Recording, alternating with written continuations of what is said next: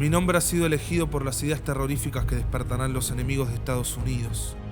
Me están dando la forma de algo estridente y letal. Ellos no saben lo que necesito, tú no sabes lo que necesito. Si necesito tener un símbolo, debe ser uno que yo respete. El átomo de hidrógeno.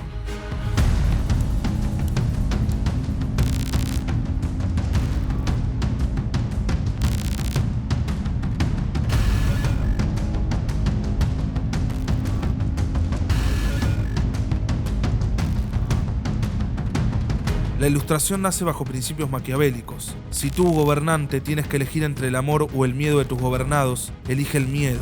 Más que el aprecio, gánate el respeto y la sumisión de tus súbditos. El miedo es una emoción muy auténtica. Quien controla el miedo de la gente se convierte en el amo de sus almas. El objetivo de la Ilustración fue claro desde el principio: liberar al hombre del miedo y constituirlo en señores. Disuelve los mitos y corona el saber de la ciencia, que ya no aspira a la felicidad del conocimiento, a la verdad, sino a la explotación y al dominio sobre la naturaleza desencantada. Esta se relaciona con las cosas como el gobernante con los gobernados, las conoce en la medida que puede manipularlas, someterlas, y es en este proceso donde el dominio se convierte en principio de todas las relaciones.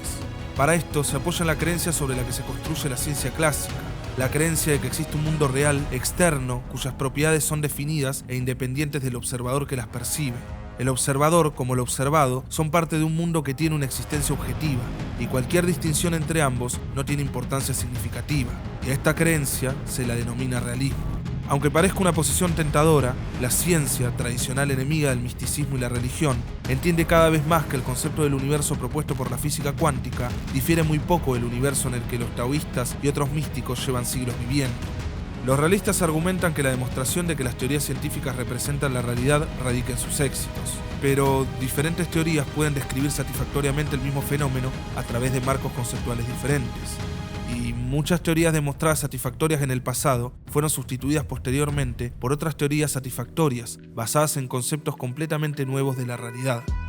Este proceso ilustrado de progresiva racionalización, abstracción y reducción de la entera realidad al sujeto bajo el signo del dominio, del poder, de la realidad objetiva, busca desencantarnos del mundo, viciado desde el principio y desarrollándose históricamente como un proceso de alienación, de cosificación. Sobre esto Max Horkheimer explica: la enfermedad de la razón radica en su propio origen, en el afán del hombre de dominar la naturaleza.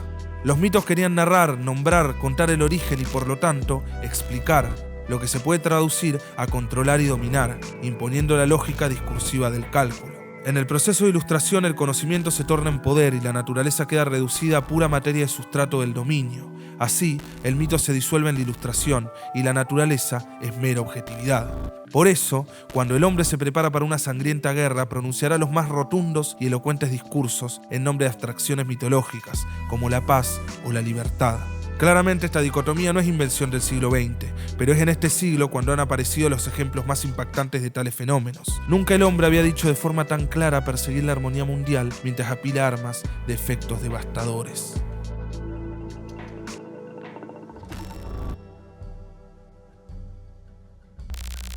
El Proyecto Manhattan fue el nombre clave que recibió el proyecto de investigación y desarrollo de las primeras armas nucleares durante la Segunda Guerra Mundial. La primera prueba de un arma de estas características fue el 16 de julio de 1945, en Nuevo México, Estados Unidos. Nombre clave: Prueba Trinity. Las expectativas y predicciones sobre esta prueba eran amplias. Iban desde el fallo total a la destrucción del estado de Nuevo México, incluso la ignición de la atmósfera y la incineración de todo el planeta. Desafortunadamente, el resultado fue una explosión equivalente a 18 kilotones de TNT. El 6 de agosto de 1945 la primera bomba fue usada contra la humanidad, Little Boy, objetivo principal, Hiroshima. 3 días después, Fat Man tenía que caer sobre Kokura, pero un banco de nubes oscureció la ciudad, bloqueando la aproximación visual. Así que después de sobrevolar el objetivo 3 veces y con cada vez menos combustible, decidieron dirigirse al objetivo secundario, Nagasaki. Y aún así las guerras continuaron.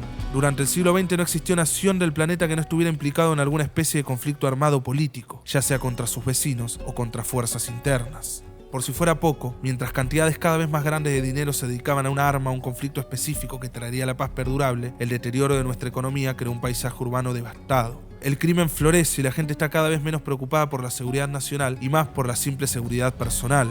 Esa que necesita para poder ir al kiosco de la esquina, en medio de la noche, por un cartón de leche, sin que lo acribillen a balazos. Los lugares que tanto nos esforzamos en mantener seguros se vuelven cada vez más peligrosos. Llevamos mucho tiempo construyendo un paraíso para terminar encontrándolo lleno de horrores. Nos dijeron que el conocimiento iba a terminar con el dominio del miedo. Nos dijeron que la Segunda Guerra Mundial era la guerra que iba a terminar con todas las guerras. Y nos dijeron que el desarrollo de la bomba atómica es el arma que terminaría con todas las guerras. Pero el conocimiento que terminaría con todos los dominios, la guerra que terminaría con todas las guerras, las armas que terminarían con las guerras, son cosas que nos fallaron. Ahora tenemos un hombre capaz de terminar con las guerras.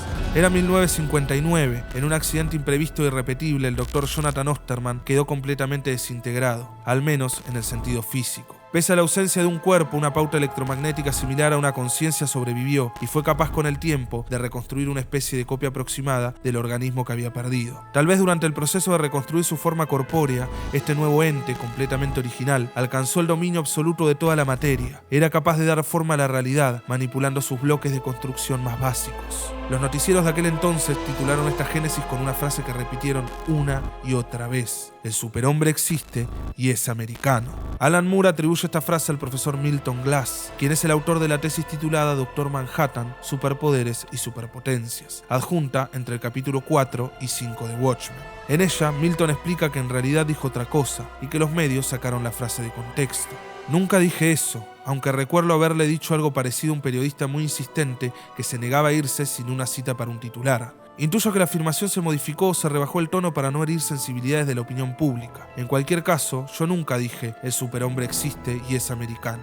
Lo que dije fue Dios existe y es americano. Si una aseveración así les da escalofríos después de analizarlo unos segundos, no se asusten. Una sensación de terror intenso y aplastantemente religioso ante tal concepto solamente indica que siguen estando ustedes cuerdos.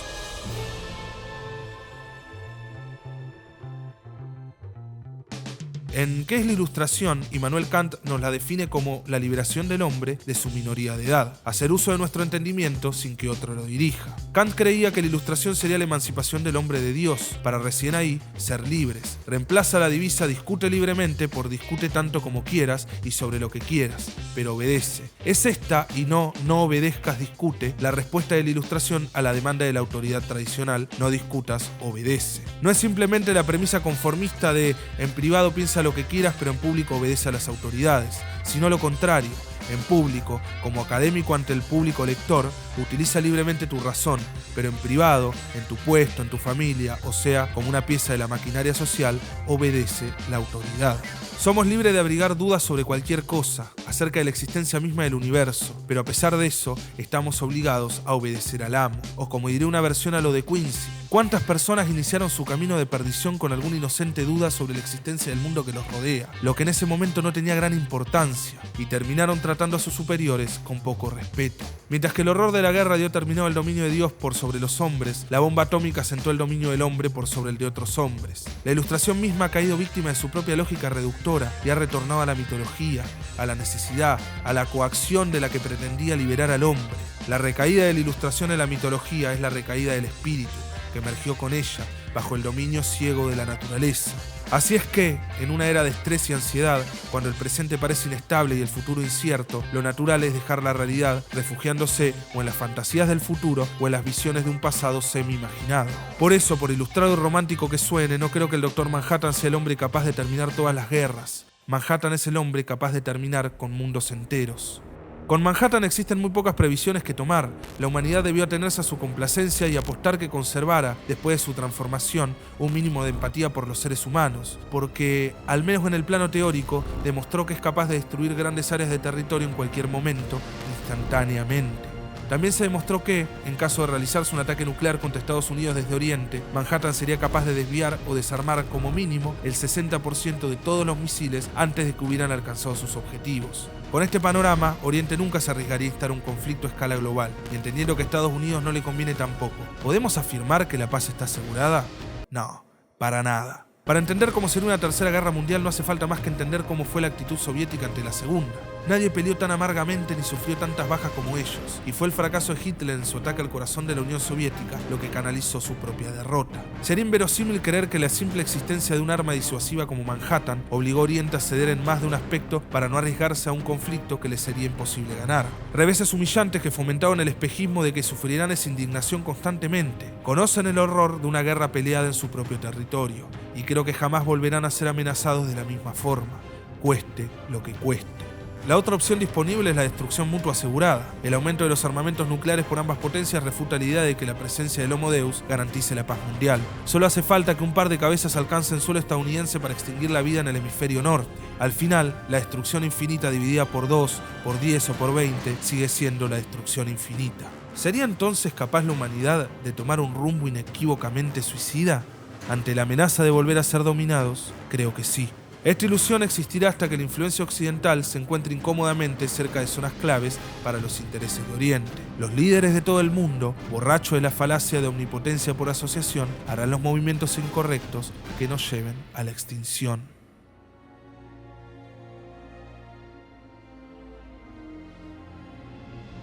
Los 45 años de odio mutuo entre Oriente y Occidente dieron lugar al arsenal más grande de la historia. Los soviéticos tenían armas en todas partes y ya no tenían enemigos. Tras la caída del muro, solo en Ucrania se robó un total de $32 millones en armas. Armas que volvieron a venderse, uno de los robos más grandes del siglo XX. Hoy, 9 de cada 10 víctimas mueren por fusiles de asalto y armas ligeras, mientras los misiles nucleares están en los hilos. Cualquier arma es la verdadera arma de destrucción masiva. Los dioses caminan ahora entre nosotros, influyendo en la vida de cada hombre, cada mujer y cada niño del planeta de forma indirecta, a través de mitología y los consuelos de la fe en la paz, la fe en la libertad, la fe en la economía, la fe en la ciencia, la fe en los dioses. La seguridad del mundo entero está en manos de seres que se encuentran mucho más allá de lo que consideramos humano.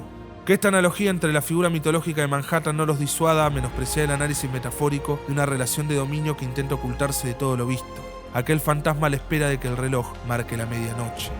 Solo un hecho fue capaz de transformar todo el mundo y nos acercó más a la destrucción en el proceso. Por eso no veo un mañana, y siento que el círculo de dominación solo podría ser roto si nos viésemos forzados a apuntar nuestras armas contra una amenaza que provenga de más allá de las estrellas.